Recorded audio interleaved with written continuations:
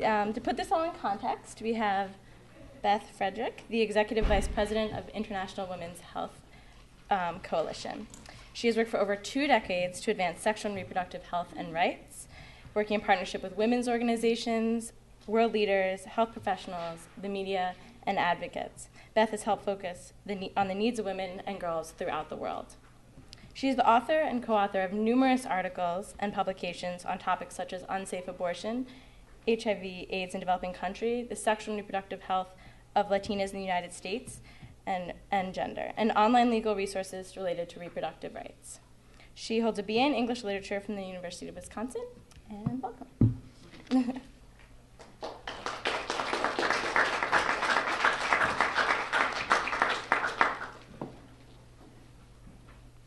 So now it's my job to bring it back to what's possible. And in my experience, one of the most valuable conversations that one can have is with one's taxi driver on the way to a presentation. And today was no exception as I came to the Canon office building. The taxi driver asked me what I was going to be doing here, and I told him that I was going to be speaking on a panel about what the US government owes young people around the world. And he didn't miss a beat, skip a beat. He said we owe them a clean environment, a good education, and freedom. And the subject of today is definitely in the latter category of freedom of young people to make informed choices about their lives. By this time, you know that there are more young people between the ages of 10 and 24 or under 25 living in the world today than ever before. How do we make these young people our allies? How do we ensure their ability to contribute to global prosperity? And what can we learn from their inspiration? And I think Andre and Ishta are 2 exemplary young people in that regard. We're at a historic moment. Not only do we have the largest generation of youth, but young people's lives are increasingly shaped by democracy and the rise of civil society, giving them increased opportunities to participate in local and national decision-making. We have a new Congress and a new president committed to re-energizing U.S. leadership on human rights and restructuring foreign assistance to better serve those in need.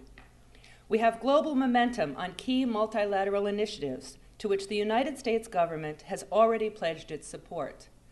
This year marks the 15th anniversary of the landmark International Conference on Population and Development, where the United States pledged to allocate $1 billion or more annually for programs to protect sexual and reproductive health and rights. As the global community works to achieve the Millennium Development Goals by 2015, many of which are critical to the health and well-being of young people, the United States will have the opportunity to add its strength to global efforts already underway. It's our obligation to seize this opportunity and consensus to create a better future for the next generation. As you've heard from Andre and Ishita, while young people are mobilizing to create lasting change, they face many threats to their health and well-being. HIV/AIDS is perhaps the most well-known example, but the specifics for young people are less well-known.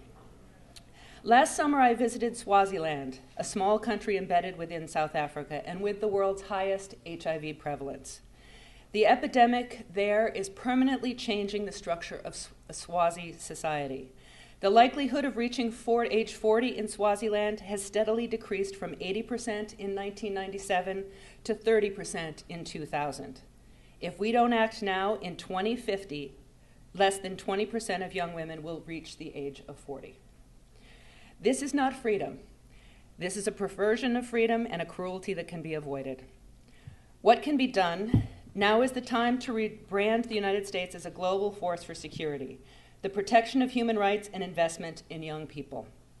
There are several high-impact actions that the administration and Congress can take in support of the health and human rights of young people. Many actions will not require a lot of new money, but will help spend appropriated funds more effectively and also mobilize other donors and national governments to meet the needs of young people. If we're to see lasting change, a world in which women and men are healthy and their human rights are protected, then we must ensure young people have access to the tools and information they need to lead healthy, productive lives. We at the International Women's Health Coalition support programs for young people that are reaching national scale in Nigeria, Cameroon, Pakistan, Brazil, and Peru. Advocates for Youth and Andre and Ishita know similar programs that provide full and accurate information and access to health services, including life-saving contraception. They help young people learn the skills needed for equality and mutual respect in sex and marriage. These programs are the foundations for healthy lives, free from violence, sexual coercion, and discrimination, and are crucial for a sustainable and secure world. Integrating comprehensive sexuality education into existing programs and legislation is not hard. It's an example of reallocating foreign assistance money to get the greatest impact, a no-cost fix that could save lives and make better use of scarce public resources. Moving forward, we have the opportunity to implement the President's plan for emergency AIDS relief to give young people what they need to protect themselves from HIV/AIDS. We have the opportunity to ensure that policies are based on science and not ideology. We have the opportunity to engage youth as partners in ensuring a secure, just, and healthy world. Meanwhile, the International Women's Health Coalition and Advocates for Youth are committed to working with members of Congress and the executive branch to ensure that young leaders like Andre and Ishita inform solid policy decisions that guide the next generation to a just and healthy life. The cost of not doing so is great, and the returns are priceless. Thank you.